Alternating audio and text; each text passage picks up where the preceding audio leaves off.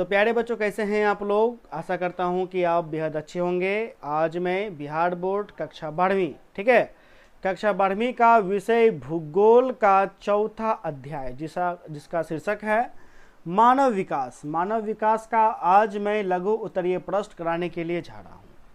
पिछले वीडियो में मैंने मानव विकास को अच्छे से समझा दिया था, इसलिए इस वीडियो में आज मैं लघु उत्तरीय प्रश्न कराऊंगा।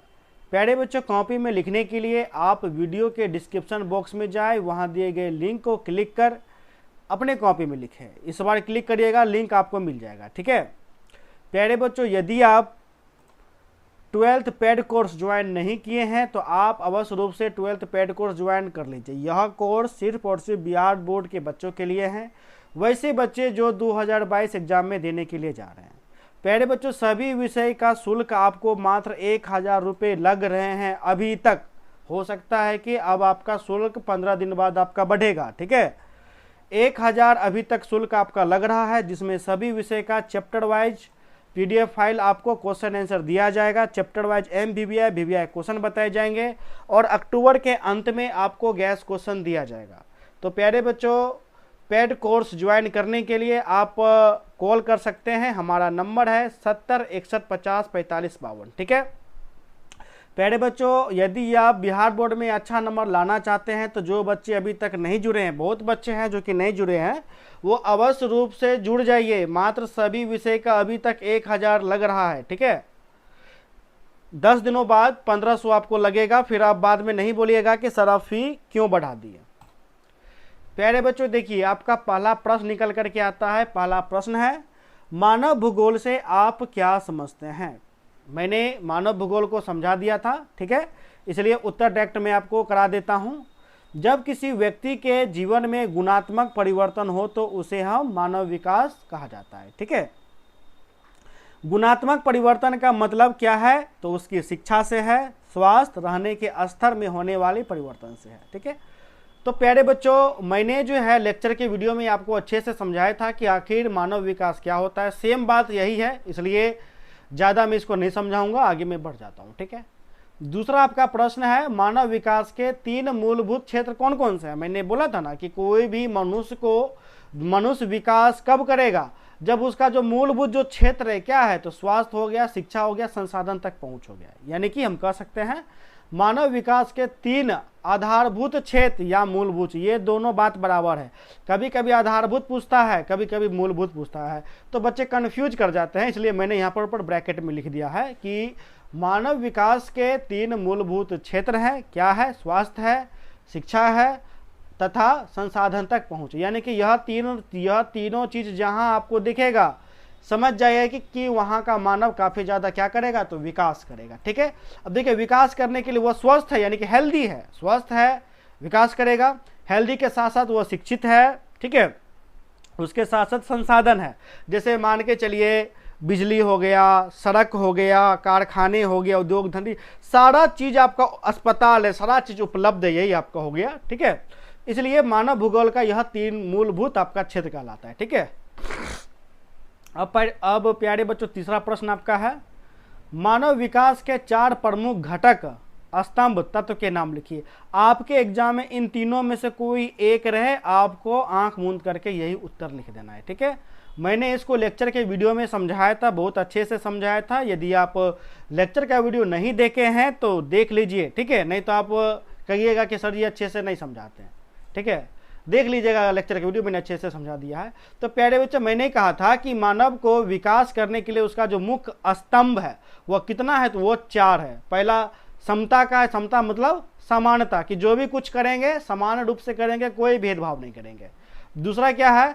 सतत पोषणीयता, जिसमें मैंने क्या बताया था? सतत पोषणीयता का मतलब होता है कि जो सीमित साधन है उसका प्रयोग हम इस प्रकार से करेंगे कि जिससे हमारी भावी पीढ़ी को लाभ मिले, यानी कि आने वाले पीढ़ी को लाभ मिल सके। जैसे कच्चा तेल, अब कच्चा तेल दिन प्रतिदिन खत्म होता है, जैसे पेट्रोल हो गया, डीजल हो गया और कोयला हो गया, ये सब क्या है? ये सब सीमित है।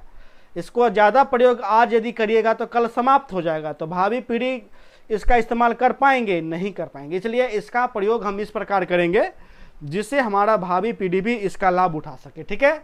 उसके बाद तीसरा पॉइंट है उत्पादकता, ठीक है, तो अच्छे से मैं आपको समझा देता हूं।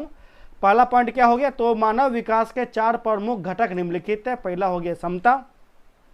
हम उस स्थिति को समता या क्षमता नहीं होगा, समता होगा, समता कहेंगे जब संसाधनों की उपलब्धता में किसी भी प्रकार का भेदभाव ना हो, यानी किसी भी प्रकार से हमको भेदभाव नहीं करना है। ठीक है, अर्थात सभी लोगों को संसाधन उपलब्ध कराना है ताकि सभी को विकास करने के समान अवसर मिल सके। ठीक है, दूसरा है सतत पोषणीयता। अर्थात सतत पोषणीयता का अर्थ वर्तमान में उपलब्ध संसाधनों का इस प्रकार प्रयोग करना जिससे आने वाली पीढ़ी को वह संसाधन उपलब्ध हो सके। जैसे क्या होगा, जैसे पेट्रोल, डीजल, कोयला, है कि नहीं, ये सब सीमित है कि नहीं सीमित है, बिल्कुल सीमित है। तीसरा उत्पादकता। ठीक है, यहाँ पर उत्पादकता का अर्थ लोगों को सक्षम बनाना है। जब तक लोगों को सक्षम नहीं बनाएंगे तो लोग विकास कर पाएगा, नहीं कर पाएगा। ठीक है, तो लोगों को सक्षम बनाना है ताकि संसाधनों का प्रयोग अच्छे से किया जा सके और ज़्यादा से ज़्यादा लाभ प्राप्त कर सके। ठीक है, अब जैसे ही लोग ज़्यादा से ज़्यादा लाभ प्राप्त करेगा तो जाहिर सी बात है लोग आपका विकास करना शुरू कर देगा। ठीक है, चौथा पॉइंट है सशक्तिकरण। अर्थात सशक्तिकरण का मतलब पिछड़े हुए लोगों को समर्थ बनाना है ताकि वह भी अन्य लोगों की तरह संसाधनों का उपयोग कर सके। क्या कर सके, तो उपयोग कर सके। ठीक है, यानी कि जो भी पिछड़ा हुआ लोग है उसको इस प्रकार से मजबूत बनाना है ताकि वह भी क्या कर सके, तो संसाधनों का उपयोग कर सके। ठीक है, चौथा प्यारे बच्चों, यहाँ तक तीसरा प्रश्न समाप्त हो गया। चौथा प्रश्न है वृद्धि और विकास में अंतर स्पष्ट करें।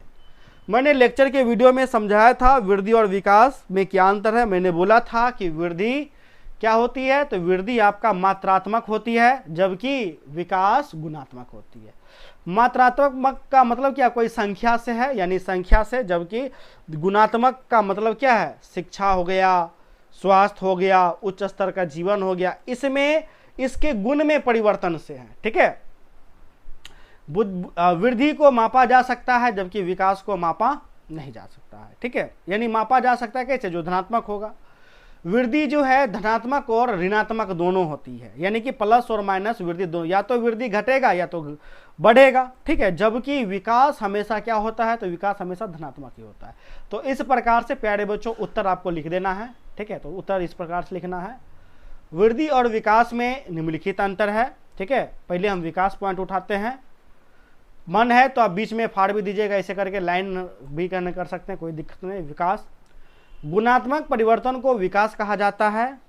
ठीक है, यानी गुणात्मक में जब परिवर्तन होगा, गुणात्मक का मतलब क्या, जैसे शिक्षा, स्वास्थ्य, उच्च स्तर का जीवन, संसाधनों तक पहुंच, जब इसमें कोई परिवर्तन होगा तभी हम उसे विकास कहेंगे। ठीक है, अब विकल्पों में वृद्धि होना, यानी विकल्प में जब वृद्धि होता है और उस वृद्धि से वर्तमान स्थिति में परिवर्तन होना ही विकास कहलाता है। यानी वर्तमान स्थिति में जो परिवर्तन हो गया वो क्या कहलाएगा, तो विकास कहलाएगा। ठीक है, विकास धनात्मक होता है, दूसरा पॉइंट हो गया। उदाहरण के लिए अगर आपकी आय 20,000 से बढ़कर 30,000 हो जाती है, कितना हो जाती है, 30,000 हो जाती है। ठीक है, तो इस स्थिति को हम विकास तब तक नहीं कहेंगे जब तक कि इस बढ़ी हुई आय की वजह से आपके जीवन स्तर जैसे स्वास्थ्य, शिक्षा या गुणों में वृद्धि ना हो। ठीक है, यानी कहने का मतलब है 20,000 से बढ़कर के आपका दरमाहा यानी वेतन 30,000 हो गया, तो इसे हम वृद्धि बोलेंगे, विकास बोलेंगे नहीं बोलेंगे। विकास तब तक नहीं बोलेंगे जब तक दरमाहा जो यह बढ़ गया है, वेतन 30,000 हो गया है, अब बढ़ने से जब तक हमको शिक्षा में सुधार नहीं कर पाए, स्वास्थ्य में सुधार नहीं कर पाए, जीवन जो स्तर है उसमें सुधार नहीं कर, जब तक इस तीनों में परिवर्तन नहीं होगा तब तक हम क्या करेंगे, तब तक हम उसको विकास नहीं बोलेंगे। ठीक है, तो 3 पॉइंट विकास का हो गया। अब प्यारे बच्चों हम आते हैं वृद्धि में। ठीक है, तो देखिए वृद्धि जो होती है, वृद्धि मात्रात्मक होती है, वृद्धि को मापा जा सकता है, वृद्धि को मापा जा सकता है। वृद्धि धनात्मक और ऋणात्मक दोनों हो सकता है। ठीक है, वृद्धि धनात्मक और ऋणात्मक दोनों हो सकता है। ठीक है, नेक्स्ट पॉइंट है संख्या में होने वाली परिवर्तन को ही वृद्धि कहा जाता है। ठीक है, अब संख्या क्या हो सकता है, जैसे 20 जीरो से बढ़ के 2 हो गया, 2 से बढ़ के 4 हो गया, 4 से घट के 1 हो गया। तो संख्या में होने वाली परिवर्तन को ही हम लोग क्या बोलेंगे, तो हम लोग वृद्धि बोलेंगे। ठीक है, उदाहरण के लिए अगर आपकी आय 20,000 से बढ़कर 30,000 हो जाती है तो इसे हम वृद्धि कहेंगे, भले ही इससे आपकी रहने की स्थिति, शिक्षा, स्वास्थ्य या अन्य गुणों में कोई परिवर्तन ना आए। यानी फर्क नहीं पड़ता है कि आपका जैसे दरमा बढ़ गया, ठीक है, 20,000 से 30,000 हो गया और आप में कोई परिवर्तन नहीं है, चाहे शिक्षा हो, स्वास्थ्य हो, गुण हो, फिर भी हम इसको हम वृद्धि बोलेंगे, क्योंकि 20,000 से बढ़ के क्या हुआ 30,000, तो इसको हम वृद्धि बोलेंगे, जबकि विकास बोलेंगे, विकास नहीं बोलेंगे। ठीक है, विकास तब तक नहीं बोलेंगे जब तक शिक्षा, स्वास्थ्य या गुणों में अंतर ना आए। ठीक है, यानी अंतर धनात्मक में ना आए। ठीक है, अब नेक्स्ट 5वां प्रश्न है, सार्थक जीवन क्या है। बहुत लोग सोचते हैं क्या 100 साल जी लेंगे यही मेरा सार्थक जीवन है। तो प्यारे बच्चों, ऐसा नहीं होता है। सार्थक जीवन का मतलब होता है कोई एक उद्देश्य से लोग जीता है, समाज के साथ साथ जीता है, समाज के बीच जीता है, समाज के लिए कुछ करके जाता है। यदि उसका अवधि कम भी हो तो लोग उसका वर्षों तक याद रखते हैं। ठीक है, जैसे देखिए, सार्थक जीवन का अर्थ लंबे जीवन से नहीं है, यानी 100 साल से नहीं है। ठीक है, यह उद्देश्य पूर्ति के लिए होना चाहिए। किसके होना चाहिए, तो पूर्ति के लिए होना चाहिए। इसका अर्थ यह है कि लोग स्वस्थ हों, उनमें अपनी क्षमता बढ़ाने की योग्यता हो, समाज में सहयोगी बने तथा अपने उद्देश्य को पूरा करने के लिए स्वतंत्र हो। ठीक है, नेक्स्ट आपका प्रश्न है, मानव विकास सूचकांक से आप क्या समझते हैं। इसे मैंने बेहद अच्छे तरीके से मैंने बताया था। मानव सूचकांक के बारे में मैंने यह भी बताया था कि मानव सूचकांक को कौन प्रतिपादित किया था, तो भारतीय लोगों ने किया था, अमर्त्य सेन और महबूब उल हक ने किया था। ठीक है, तो हम और मानव सूचकांक में मैंने बताया था कि दुनिया भर में जितना भी मानव है वो किस प्रकार से विकास कर रहा है, कितना विकास कर रहा है, इसका ब्यौरा सूचकांक देता है। ठीक है, तो उत्तर पर डायरेक्ट हम आते हैं। तो देखिए, मानव के अस्तित्व के लिए अनिवार्य भोजन, वस्त्र और आवास तथा सुखदायक वस्तुओं को जुटाना ही मानव विकास है। आर्थिक विकास की माप एवं तुलना के उद्देश्य से संयुक्त राष्ट्र संघ द्वारा संयुक्त राष्ट्र विकास कार्यक्रम के अंतर्गत जीवन गुणवत्ता सूचकांक की रचना की गई, जिसे मानव विकास सूचकांक का नाम दिया गया। ठीक है, यानी कि देखिए, जो दुनिया भर में जितना भी देश है, उस देश में जो लोग रहते हैं, उस लोगों को क्या अनिवार्य रूप से भोजन, वस्त्र, आवास ये सब जुट पा रहा है कि नहीं जुट पा रहा है, यह कैसे पता चलेगा। तो इसके लिए जो दुनिया का सबसे बड़ा प्रभावशाली संगठन है, यानी संयुक्त राष्ट्र संघ, उन्होंने अपना एक क्या किया, उन्होंने अपना एक जो है संयुक्त राष्ट्र विकास कार्यक्रम चलाया और इस कार्यक्रम के अंतर्गत दुनिया के लगभग 188 देश का यह क्या किया, तो यह ब्यौरा प्रस्तुत किया और उसके बारे में सूचकांक दिया कि कौन सा देश उच्च तीव्र गति से विकास कर रहा है या मध्यम से कर रहा है या निम्न गति से कर रहा है। ठीक है,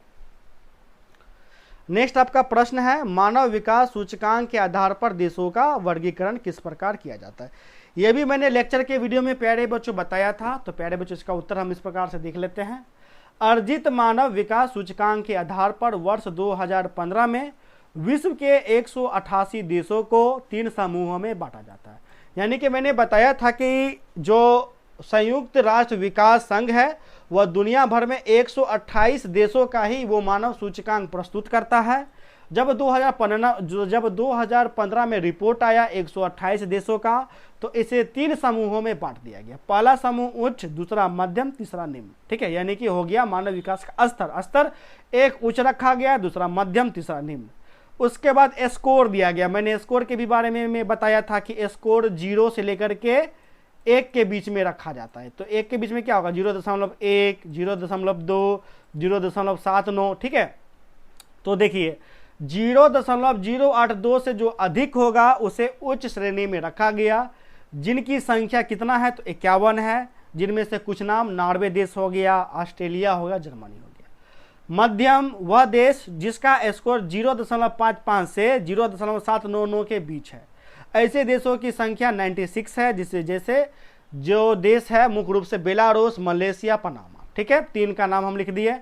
निम्न में वैसे देश आते हैं जिसका स्कोर 0.5 से कम हो, जैसे जिसकी संख्या 41 है, जैसे यमन, अफगानिस्तान, सूडान। ठीक है, तो प्यारे बच्चों भूगोल का चौथा अध्याय में आपका लघु उत्तरीय मात्र 7 ही बन रहा है, इसलिए जो लघु उत्तरीय प्रश्न है वो आपका समाप्त हो चुका है। तो प्यारे बच्चों नेक्स्ट डे मैं आप सभी को दीर्घ और वस्तुनिष्ठ एक साथ यानी मंगलवार यानी कल में करा करके यह चौथा अध्याय समाप्त कर दूंगा। फिर मैं 5वां अध्याय प्राथमिक क्रियाकलाप आप सभी को पढ़ाऊंगा। ठीक है, तो प्यारे बच्चों मिलते हैं नेक्स्ट वीडियो में, तब तक के लिए धन्यवाद, बाय। और हाँ, आप अवश्य रूप से कोई भी चीज़ खरीदिए या ना खरीदिए, लेकिन 12th पेड कोर्स अवश्य रूप से खरीद लीजिए, क्योंकि देखिए जीवन में सब कुछ बदल सकता है, लेकिन 12th में लाया गया नंबर वो बुढ़ारी तक नहीं बदलेगा। ठीक है, यानी कि यदि आप 80% 12th में ले आते हैं तो बुढ़ारी तक बड़ा शान से कहिएगा कि मेरा 12th में 80% है। इसलिए प्यारे बच्चों देर ना करें, हमारा 12th पेड कोर्स अवश्य रूप से ज्वाइन करें। सभी विषय का मात्र 1000 रुपये लगेंगे। ठीक है, मात्र 1000। अत्यधिक जानकारी के लिए कॉल करिए फटाफट 70 61 50 45 52।